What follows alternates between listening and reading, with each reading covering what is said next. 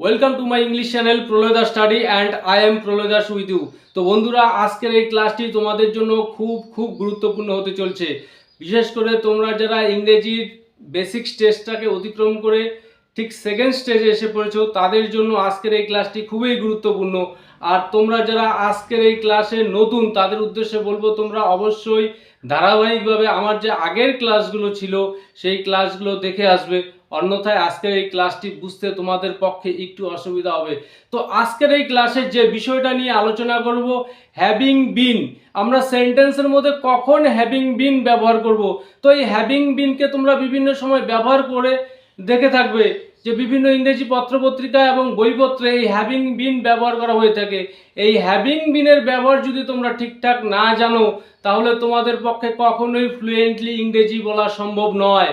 তো আজকে কতগুলো সেন্টেন্সের মধ্য দিয়ে এই হ্যাভিং বিনের ব্যবহার তোমরা কিভাবে করবে, পুরো বিষয়টা আমি তোমাদেরকে ক্লিয়ার করে দিচ্ছি। জাস্ট কেয়ারফুলি তোমরা প্রথম থেকে শেষ পর্যন্ত ক্লাসটি লক্ষ্য করবে। তো এখানে লক্ষ্য করো, একটি সেন্টেন্স লিখেছি, having been scolded, having been scolded the boy left home. অর্থাৎ ছেলেটাকে বকাতে বা বকাঝকা করাতে ছেলেটা বাড়ি থেকে চলে গিয়েছিল। তো এখানে যে সেন্টেন্সটি রয়েছে দুটি পার্ট, হ্যাভিং বিন স্কল্ডেড, এই যে প্রথম পার্টটি, এই প্রথম পার্টটি হচ্ছে প্যাসিভ ভয়েসের মধ্যে। তো প্যাসিভ ভয়েস বিষয়টা কি আমি আগের ক্লাসগুলোতে আলোচনা করেছিলাম। বিগত 4-5টি ক্লাস আমি শুধু প্যাসিভ ভয়েসের উপরে নিয়েছিলাম। তো হ্যাভিং বিন স্কল্ডেড, বকাতে, অর্থাৎ ছেলেটাকে বকেছিল অন্য কেউ, অর্থাৎ কাজটি সে করেনি, অন্য কারোর দ্বারা হয়েছে। তো এই পুরো বিষয়টা, প্রথম অংশটা প্যাসিভ ভয়েস। তো হ্যাভিং এর যদিও অন্য ব্যবহার আছে, আমি পরের ক্লাসগুলোতে হ্যাভিং নিয়ে আরো আলোচনা করব। তো এখানে যে বিষয়টা হচ্ছে হ্যাভিং বিন আমাদেরকে ব্যবহার করতে হবে, তারপর ভার্বের থার্ড ফর্ম। প্রত্যেকটা প্যাসিভ যে আগের প্যাসিভগুলো করেছি সেক্ষেত্রে ভার্বের থার্ড ফর্ম ব্যবহার করেছি। সো হ্যাভিং বিন স্কল্ডেড অর্থাৎ বকাতে, দ্য বয় লেফট হোম, ছেলেটা বাড়ি থেকে চলে গিয়েছিল। তো এই যে অংশটি লক্ষ্য করছো, এখানে সাবজেক্ট দ্য বয়, তারপর ভার্বের সেকেন্ড ফর্ম, অর্থাৎ এই অংশটি সিম্পল পাস্ট টেন্সের মধ্যে রয়েছে। তো এই যে পুরো বিষয়টাই পাস্টের উপরে রয়েছে। ছেলেটাকে বকাতে ছেলেটা বাড়ি ছেড়ে চলে গিয়েছিল, অর্থাৎ ছেলেটাকে বকা হয়েছিল, এটাও পাস্টের বিষয়। তারপর বাড়ি ছেড়ে চলে গিয়েছিল, এটিও পাস্ট। তো আমরা জানি অতীতে ঘটে যাওয়া দুটি অ্যাকশনের মধ্যে যেই অ্যাকশনটি আগে ঘটে সেটি পাস্ট পারফেক্ট টেন্সের মধ্যে পড়ে।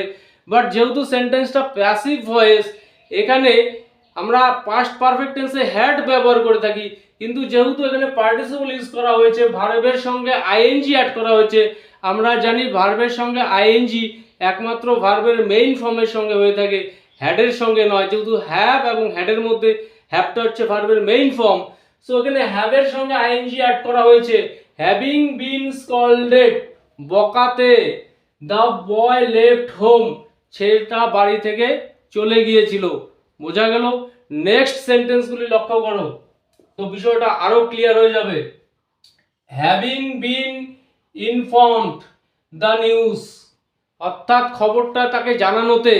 হ্যাভিং বিন, যেহেতু প্যাসিভ ক্ষেত্রে আমরা জানি বি এর থার্ড ফর্ম চলে আসে বিন।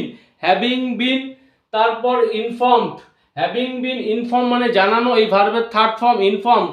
Having been informed the news, খবরটা জানানোতে।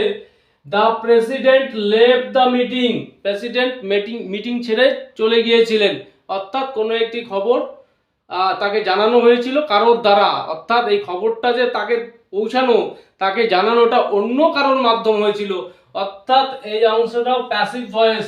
So having been inform the news, the president left the meeting, meeting ছেড়ে চলে গিয়েছিলেন। নেক্সট সেন্টেন্সটি লক্ষ্য করো, হ্যাভিং বিন ড্রিভেন আউট। তো আমরা জানি ড্রাইভ আউট যে ভার্বটি রয়েছে এর মানে তাড়িয়ে দেওয়া। সো ড্রাইভ আউট ভার্বের third form driven out. Having been driven out অর্থাৎ তাড়িয়ে দেওয়াতে। The dog took shelter under a tree, কুকুরটা একটা গাছের নিচে আশ্রয় নিয়েছিল, অর্থাৎ কুকুরটাকে তাড়িয়ে দেওয়া হয়েছিল, অর্থাৎ বাড়ির মালিক কেউ তাকে তাড়িয়ে দিয়েছিল, তারপর সেই কুকুরটি আশ্রয় নিয়েছিল একটি গাছের নিচে। So having been driven out the dog took shelter under a. তাহলে এই যে হ্যাভিং বিন আমরা ঠিক কোন পরিস্থিতিতে কিভাবে ব্যবহার করব, আশা করি এই যে তিনটি এক্সাম্পল আমি দেখালাম এই এক্সাম্পলের মধ্য দিয়ে তোমাদের ক্লিয়ার হয়ে যাবার কথা। তো এই হ্যাভিং বিন এর যে ব্যবহার, এই ব্যবহার করে এই জাতীয় অনেক সেন্টেন্স তোমরা বাড়িতে প্র্যাকটিস করবে এবং অবশ্যই বলার চেষ্টা করবে এবং প্রত্যেকটি ক্লাস ধারাবাহিকভাবে ফলো করতে হবে। কারণ কোনো বিষয়ে প্রপারলি ধারণা লাভ করতে হলে একদম সিরিয়াসলি ধৈর্যের সঙ্গে প্রথম থেকে শেষ পর্যন্ত প্রত্যেকটি ক্লাস তোমাদেরকে দেখতে হবে, তাহলেই তোমাদের পক্ষে একটা শর্ট টাইমের মধ্যে ফ্লুয়েন্টলি ইংরেজি বলা সম্ভব হবে। তো আজকের এই ক্লাসটি যদি তোমাদের ভালো লেগে থাকে তাহলে অবশ্যই লাইক, কমেন্ট ও শেয়ার করবে।